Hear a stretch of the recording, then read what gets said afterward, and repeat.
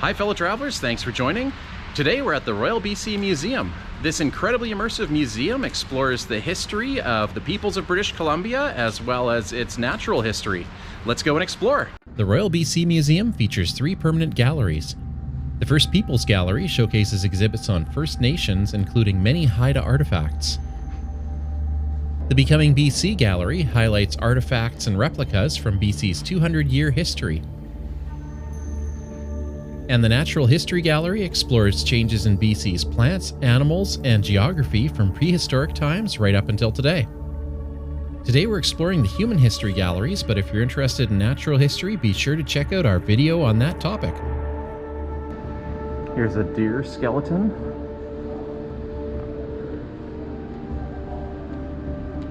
And bird bones. It says they were hollow, making them ideal for drinking straws, hair ornaments, whistles, and flutes. A variety of decorated stone bowls.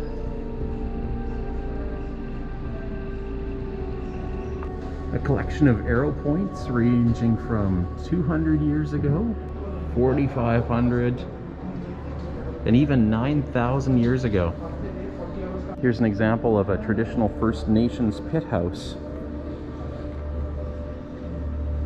where the majority of the space was under the earth, and they created a covering with a hole in the center to let smoke out so they could have a fire inside.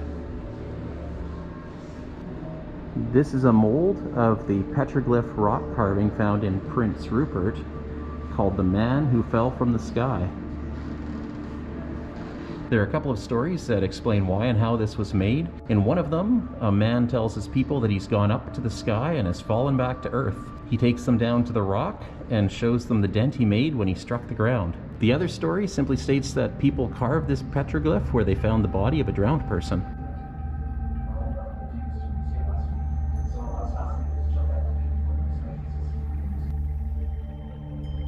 This is a statue of the First Nations chief.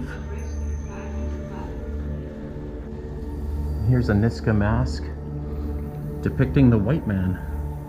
Maybe looks a little like Nicolas Cage. And this scene shows a model of a Haida village that would have been inhabited around the 1870s.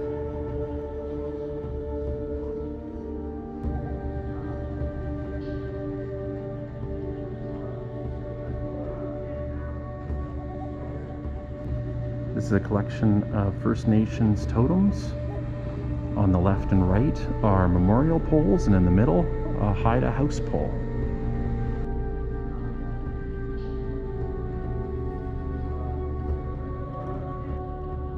And this is the house of the late Jonathan Hunt, who was from Fort Rupert. The chief had granted permission to the museum to exhibit at his house, with the original paintings on the front house, the carved posts, dance screen, speaker's figure, log drum, and other ceremonial objects.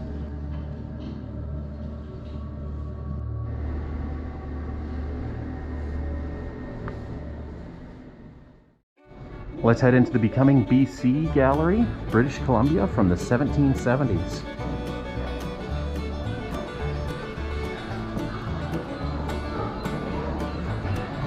Just off the ship,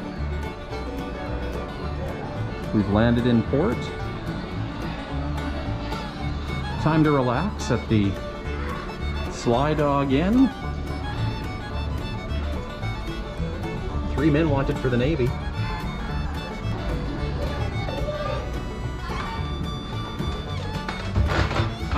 Back on the ship.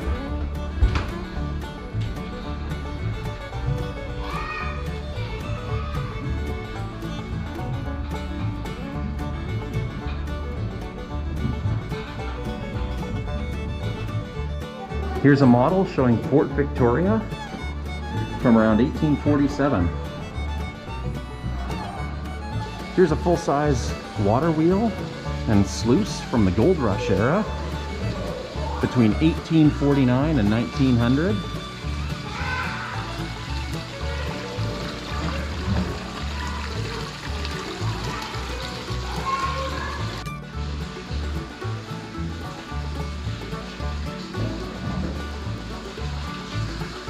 Now we've entered into the mines. You can see some of the large drills. If you want to find out more about mining in British Columbia, you can check out our Britannia Mine Museum video.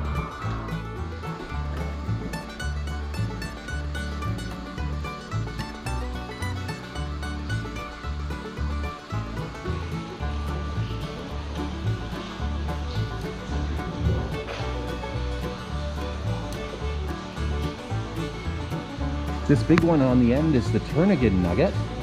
It was found in northern BC in 1937 and is the largest existing gold nugget from BC, weighing at 1,642 grams. This exhibit shows the Tremblay homestead and farm. And then here we have another hidden detail.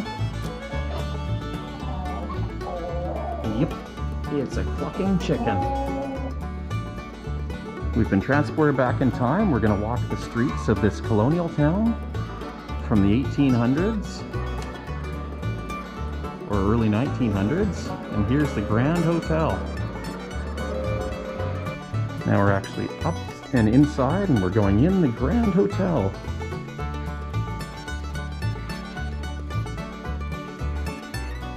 One of the guest rooms.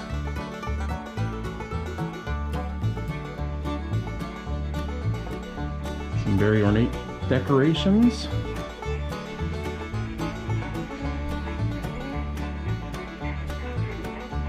This looks like some offices inside the hotel.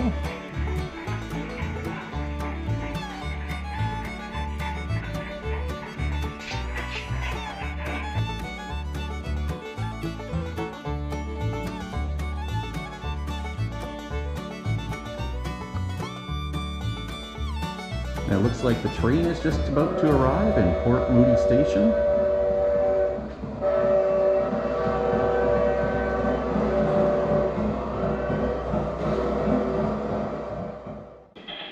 Can hear a telegraph working away in the ticket office,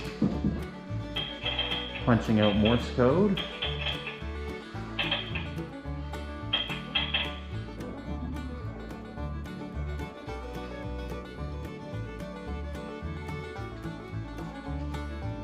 We should go see how the blacksmith is doing over in the stables.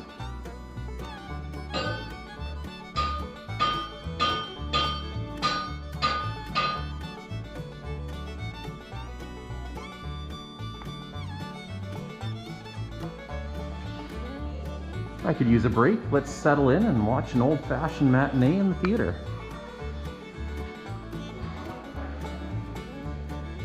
Hey, look, there's Charlie Chaplin.